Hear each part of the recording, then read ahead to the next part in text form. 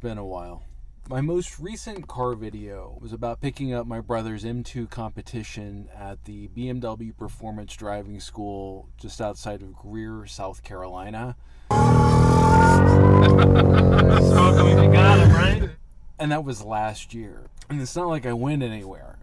It's just that pulling these videos together takes bandwidth that I've needed for other things like family, work, and home. Thank you, though, to those of you who commented on my videos encouraging me to keep going.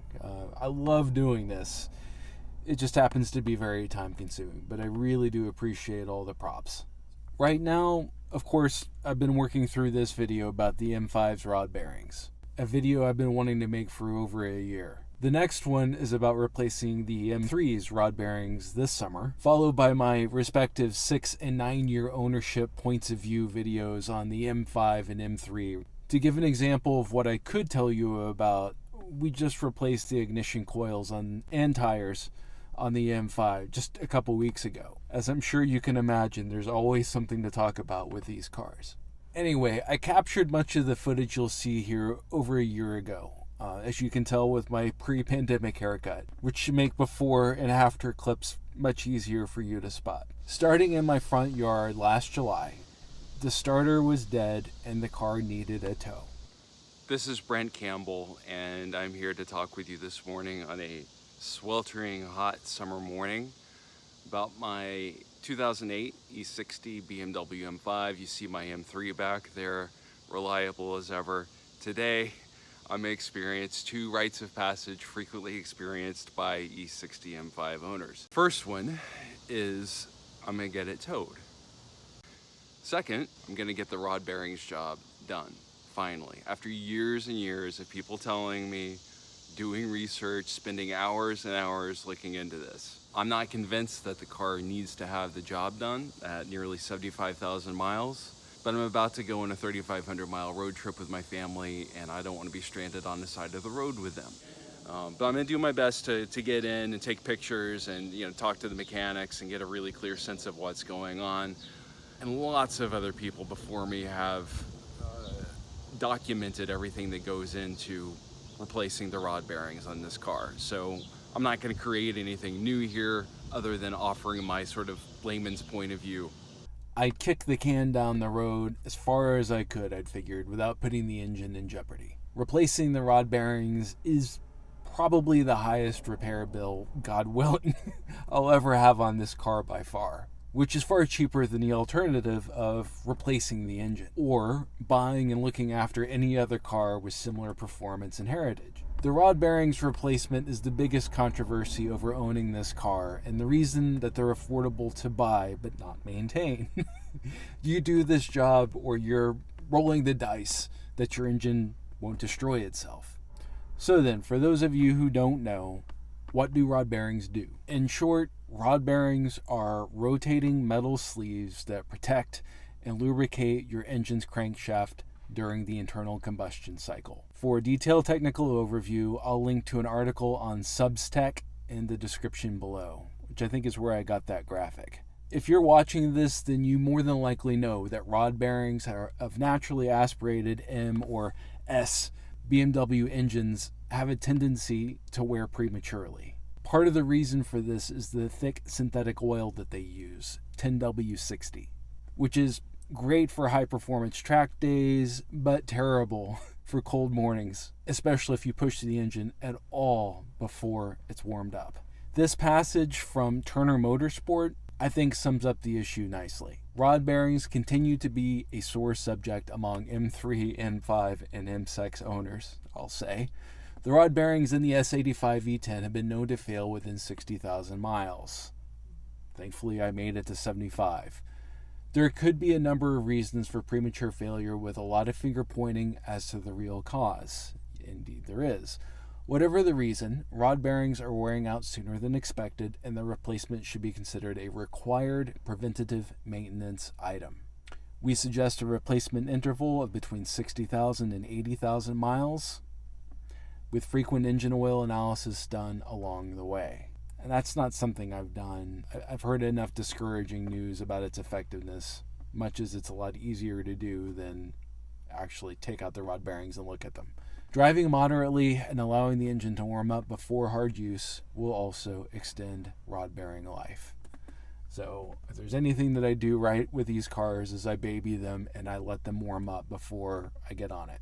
And here we come to one of my favorite gadgets on these cars, the variable red line display in the tachometer. At startup, it shows red line depending on how cold it is outside. I've observed as low as 4,000 or 5,000 RPM. Then, as the engine warms up, the red line displayed in the tach gradually rises to 8250. Warm up takes 5 or so minutes in the summer and up to 15 minutes in the winter. While the tach is helpful, the engine lets you know when it's ready anyway. That thing is grumpy when it's cold. Knowing what I know about why, I don't push it. Yet I can only imagine someone who doesn't know this abusing it, expecting a V10 to be a little bit more responsive at startup and damaging the rod bearings more in the process. If you want to see the 62-step do-it-yourself rod bearing replacement guide on the E60 M5, I'll link to it from GermanAutoSolutions.com below. Needless to say, replacing the rod bearings on these cars is not a simple procedure. Apparently they put 85 hours of labor into it, though they only charged me for 40. I'll spare you all the details, but I'll go over a few of the key steps and some of the parts involved. So they disconnected and removed all necessary suspension components to get access to the subframe. Then they disconnected and lowered the subframe from the car to access the oil pan. So while they were in there, I wanted them to go ahead and look around and see what needed to be replaced. When they did this, they found that the engine mounts had been cracked and weak, which is typical for a 12-year-old car with 80,000 miles on it. They found that the lower control arm bushings were worn, so they replaced them. They found that the steering line assembly was leaking, so they replaced it. Then they removed and installed all new rod bearings using all new bolts and hardware. The 10 lower bearings were $460. The 10 upper bearings were another $460 plus about $240 for the new hardware. They put it all back together, torqued all the settings back to factory specifications, cleaned all mating surfaces, reinstalled the new gaskets, hardware, pickup tube, oil level sensor, and new bolts, the new engine mounts, new control arm bushings, so on and so forth. It was a big job.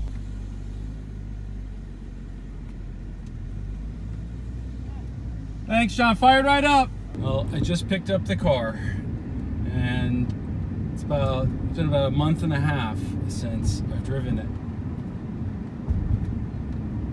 I'm kind of in shock from the bill. Okay, here's what it comes down to.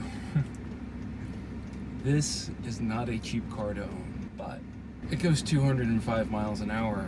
It has 507 horsepower. It's a V10. The red line's at 8,250 RPM. There's nothing else like this except in a bona fide supercar that costs. So this car was 100,000 new. You can get one now for 25,000, and probably one in pretty good shape. What are you going to pay for a Carrera GT or a Ferrari, a Lamborghini, anything with that kind of performance?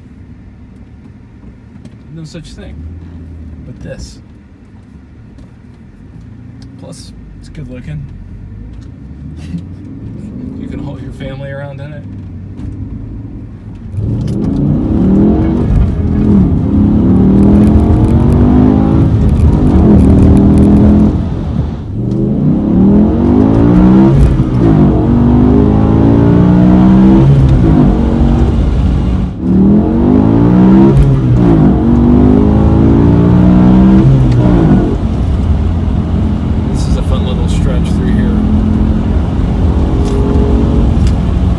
That Boxster might be interested in playing. These tires are awesome. It's gripping beautifully. Like there's no trouble whatsoever.